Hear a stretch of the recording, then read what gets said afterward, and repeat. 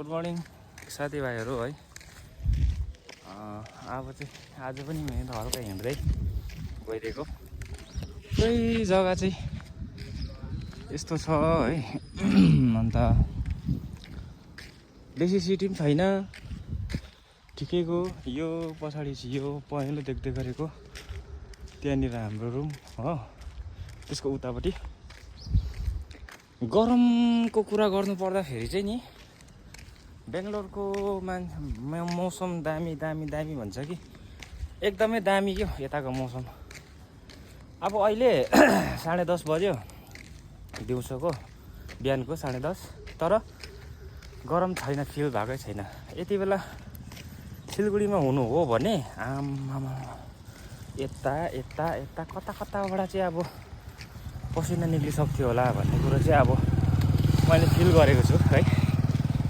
एकदम दामी जग्गा चाहिँ हो।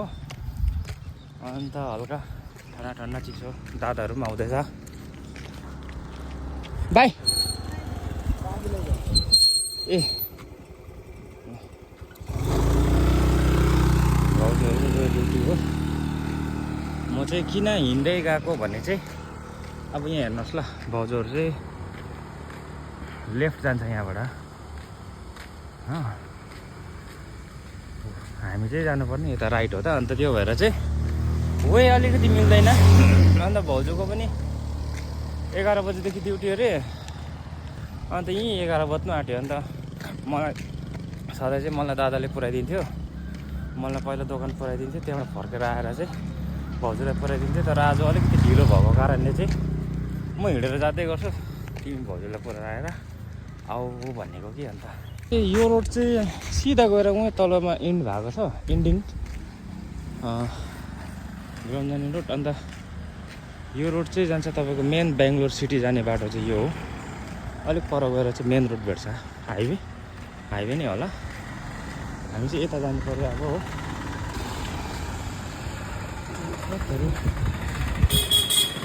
मजाको छ, ठन्डा ठन्डा हावा।